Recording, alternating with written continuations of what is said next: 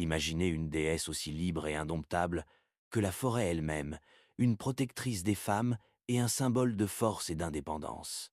Aujourd'hui, plongeons dans l'histoire captivante d'Artémis, fille de Zeus et sœur jumelle d'Apollon. Découvrez comment cette déesse a façonné son propre destin, défiant les attentes divines pour devenir une gardienne des bois et des cœurs. Prêt à explorer un monde où la nature sauvage rencontre le courage et la liberté. Préparez-vous à rencontrer Artémis comme vous ne l'avez jamais vue. Artémis, la déesse de la nature sauvage, de la végétation et de l'accouchement, est arrivée sur Terre dans des circonstances plutôt étranges. Il y a bien longtemps, Zeus, le dieu du tonnerre, a posé les yeux sur Léto, la déesse de la maternité. Dès qu'il la vit, Zeus fut frappé par sa beauté et sa force. Pendant des jours, il ne put se résoudre à penser à rien d'autre qu'à la grâce de ses mouvements, à sa chevelure envoûtante et à ce qu'il ressentait lorsque son regard époustouflant se levait pour le regarder. Il décida de poursuivre Léto, et Léto, elle aussi, fut frappée par une passion irrésistible pour le dieu. En le regardant, son cœur bondit comme il ne l'avait jamais fait auparavant. Elle sentit une étrange vague de calme et d'excitation l'envahir, une vague dans laquelle elle était heureuse d'être complètement immergée. Il y avait de la paix dans la vague. Elle a senti son avenir dans la vague. Zeus et Léto ne tardent pas à s'attacher l'un à l'autre. Leurs escapades dans la forêt, semaine après semaine, ne font qu'accroître leur amour. Bientôt, Léto découvrit qu'elle était enceinte. Mais il y avait un problème. Léto étant enceinte, Zeus était toujours marié à Héra, la reine des dieux. Si Héra se vengeait régulièrement des amants humains ou nymphes de Zeus, elle ne se vengeait presque jamais des déesses ou des titans. Il en va tout autrement pour Léto. Lorsque Héra découvrit que Léto portait les enfants de son mari, elle se mit en colère et eut le cœur brisé. Afin d'empêcher Léto d'accoucher, Héra ordonna à tous les habitants de la terre de ne pas l'héberger. Désireuse de mettre au monde ses enfants, Léto fut contrainte d'errer de terre en terre. Mais personne ne lui permettait de rester. Finalement, elle tombe sur l'île de Délos, une île stérile et flottante créée par sa sœur, Astéria, pour que Léto puisse accoucher. Léto s'installe sur l'île, et avec l'aide de quelques déesses et nymphes, elle donne enfin naissance à ses jumeaux, qu'elle nomme Artémis et Apollon. Apollon était un dieu fier et puissant pratiquement dès sa naissance. Il devint rapidement le symbole de la jeunesse et de la beauté. Ses traits étaient si divins, si éblouissants, qu'il était éthéré. Il était le dieu du tir à l'arc, du soleil, de la musique et de la danse. La plupart des dieux grecs l'aimaient et l'admiraient, et il eut de nombreuses liaisons avec plusieurs êtres puissants et divins. Artémis, elle, abordait la vie d'une manière beaucoup plus discrète. C'était une belle déesse, à l'image de sa mère, et elle savait depuis son plus jeune âge qu'elle serait poursuivie par les dieux et les mortels lorsqu'elle atteindrait l'âge adulte. Mais Artémis n'avait pas besoin de l'amour des hommes et ne le désirait pas. Elle trouvait toute la joie dont elle avait besoin dans la paix de la forêt. Alors qu'elle n'était qu'une adolescente, Artémis fit le long voyage jusqu'à l'Olympe pour rendre visite à son père, Zeus. Zeus fut surpris de voir sa fille, qui lui rendait si rarement visite. Elle expliqua à son père qu'elle avait fait certains choix pour sa vie et qu'elle voulait qu'il les reconnaisse et les respecte. Tout d'abord, elle voulait rester une jeune fille pour toujours, une vierge, non touchée par l'amour romantique et les mains d'un autre. Elle ne voulait pas être retenue par une relation ou une personne, ni être poursuivie par qui que ce soit. Zeus est d'abord perplexe face à cette demande.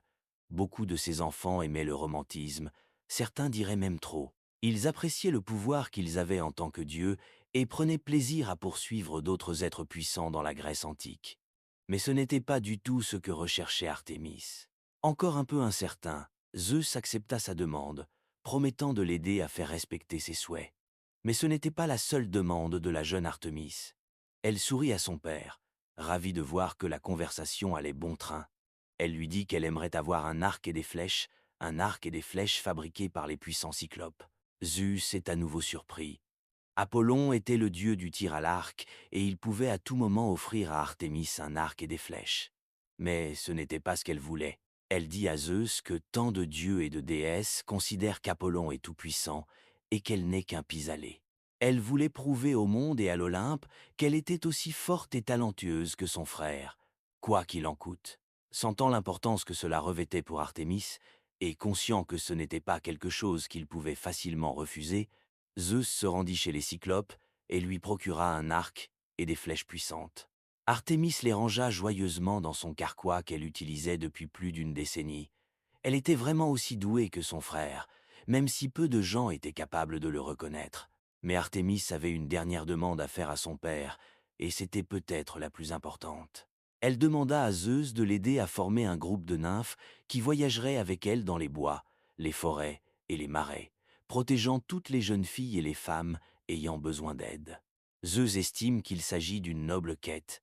Bien qu'il en soit plutôt surpris, il accepte d'aider Artémis à former un groupe de nymphes avec lesquelles elle pourra voyager dans le cadre de sa mission de protection des jeunes femmes. Artémis est satisfaite. Elle offrit sa gratitude à son père et reprit sa route, enthousiasmée par l'avenir et son destin. Son âme était en paix, sachant que le but de sa vie l'attendait sur le chemin qu'elle avait choisi. C'est ainsi que tout a commencé.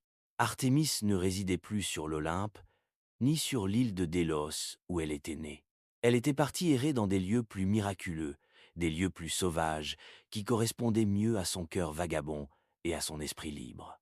Elle disparut dans les forêts et les bois qui entouraient ce qu'elle appelait la cité des hommes.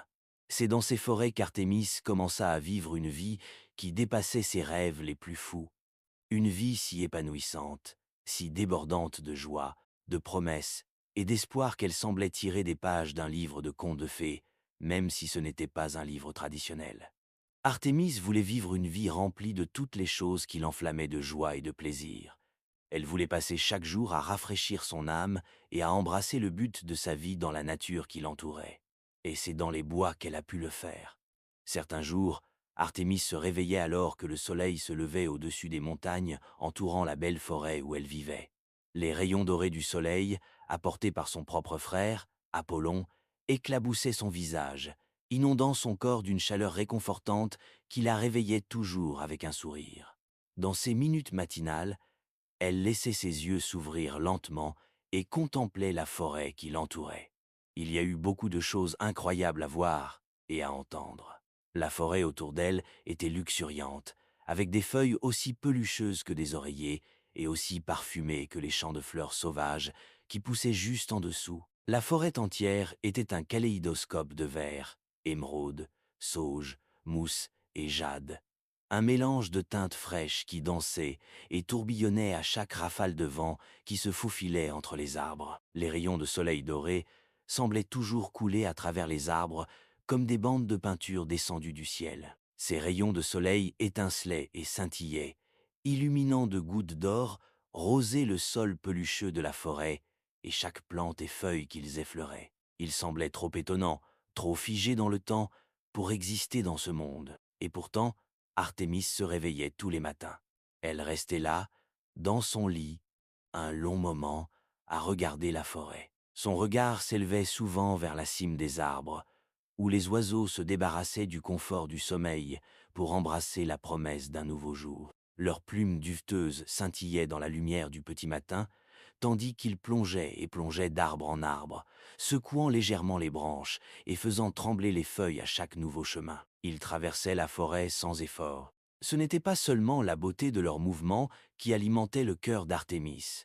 C'était aussi la beauté de leurs chants et la simplicité poétique de sa vie parmi eux.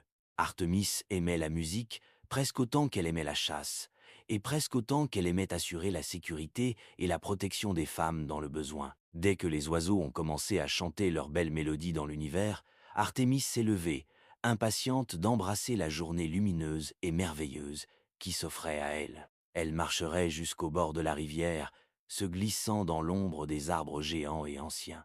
En tant que déesse chaste, la déesse de la protection, Artémis aimait souvent voyager sans être vue. C'est quelque chose qui lui convient parfaitement, qui lui donne un supplément d'assurance qu'elle est heureuse d'embrasser. Elle acceptait d'être invisible dans le monde parce qu'elle était une personne qui ressentait profondément le monde. Quoi qu'il en soit, elle arrivait souvent au lit de la rivière avec un sourire aux lèvres. Sitôt dans la matinée, il semblait que même les poissons n'avaient pas encore bougé.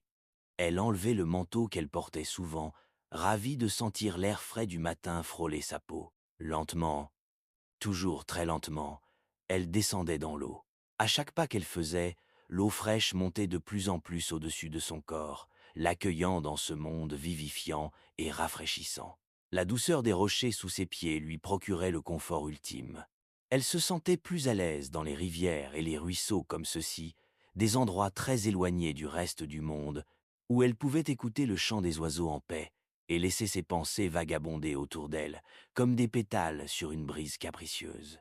Les nymphes ne tardent pas à se réveiller. Artémis les accueillit toutes avec un sourire radieux, les invitant à la rejoindre dans l'eau, comme elle le faisait presque tous les matins. Certaines nymphes la rejoignirent, entrant dans l'eau fraîche l'une après l'autre, tandis que d'autres restèrent hors de l'eau, ne laissant pendre que leurs orteils ou leurs mains dans le courant frais. Ensuite, certaines nymphes ont commencé à jouer des instruments. Certaines grattaient leur lyre, faisant résonner une mélodie à couper le souffle dans cette partie isolée de la forêt, où elles pouvaient simplement être libres, embrassant la musique et le sentiment de cette sorte de liberté. Les filles dansaient souvent les unes avec les autres. Ce n'était pas une danse pour quelqu'un d'autre qu'eux-mêmes. Ils ne dansaient pas pour impressionner, ni pour attirer l'attention. Ils dansaient pour sentir leur âme grandir dans leur corps. Ils dansaient pour exprimer leur joie, pour exprimer l'amour pur et absolu qu'ils avaient pour l'univers. Au fur et à mesure que leur corps se déplace, leur joie ne fait que croître. Ils se sentaient tellement libres d'être ainsi connectés à la nature et tellement liés à la musique et au sentiment de paix et de bonheur qu'elle faisait naître en eux. Ils dansaient au son de la musique, souriaient et riaient les uns avec les autres. Parfois, ils dansaient même en silence, les yeux fermés, car ils ressentaient vraiment le pouvoir de la musique. Lentement, au fil du temps, les nymphes qui jouaient la musique jouaient de plus en plus lentement. La musique s'éteint peu à peu. Les harmonies et les mélodies sont remplacées par les sons merveilleux et épanouissants de la forêt. Le magnifique cri des oiseaux s'est fait plus fort. Le murmure du ruisseau autour d'eux, qui frôlait leur peau, devint un bourdonnement apaisant auquel ils étaient attentifs et dont ils étaient profondément conscients. Une fois de plus, le son des feuilles dansant dans le vent était si clair qu'ils avaient l'impression de pouvoir nommer chaque feuille qui se frôlait. Les filles savent alors qu'il est temps de poursuivre leur journée. Souvent, elles sortaient du cours d'eau pour se sécher et partager leur petit déjeuner et leur nourriture. Assis au bord de la rivière, pas tout à fait prêts à la quitter, elles s'offraient des fruits les uns aux autres. Elles arrachaient les graines rouges rubis d'une grenade de sa coquille et les mangeaient bouchée par bouchée, savourant le goût du jus sucré et piquant qui coulait sur leur langue. Chaque tranche de vie doit être savourée, appréciée, et le petit déjeuner n'est pas différent. Peu à peu, la journée s'écoulait et Artémis décidait ce qu'elle avait envie de faire exactement ce jour-là. Elle passait souvent d'une tâche à l'autre, comme poussée par une brise légère, sans trop d'urgence ni de stress. Elle savait qu'elle était ici pour profiter de la vie et des plaisirs simples qu'elle offrait. En même temps, elle comprenait que son rôle était de protéger les femmes, un rôle qu'elle prenait très au sérieux. Chaque jour, elle portait ses doigts à ses lèvres et émettait un sifflement qui traversait la forêt avec aisance. Les nymphes se rassemblaient à ses côtés, souriant et fredonnant à l'unisson en attendant patiemment la suite. Elles entendaient le bruit des sabots avant de voir les créatures à l'origine du bruit. Au début, il s'agissait d'un grondement lointain, si faible qu'il semblait presque imaginaire. Mais peu à peu, le son s'amplifiait jusqu'à ce qu'il devienne indéniable, le rythme doux et gracieux d'un troupeau d'animaux se frayant un chemin dans la forêt. Et c'est effectivement le cas. Alors que de nombreux dieux et déesses grecs avaient des chars tirés par de nobles destriers ou des créatures fantastiques, Artémis avait un char tiré par des cerfs. Chaque fois qu'Artémis posait les yeux sur ces cerfs, elle était envahie par des sentiments d'amour et d'attention. Les cerfs étaient des créatures magnifiques, fragiles et gracieuses. Lorsqu'elle la regardait, leurs grandes oreilles duveteuses s'agitaient avec plaisir, éclairées à contre-jour par la lumière du soleil qui se levait régulièrement.